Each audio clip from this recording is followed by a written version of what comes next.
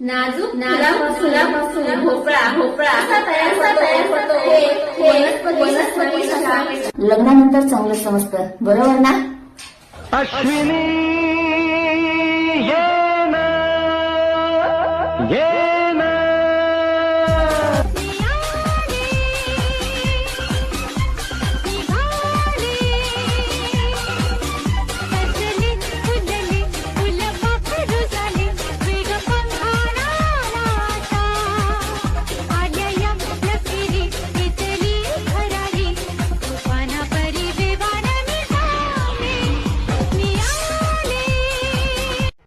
आणि भोपळ्यापासून नाजूक फुल कसं तयार होतं हे फक्त इथे आल्यावर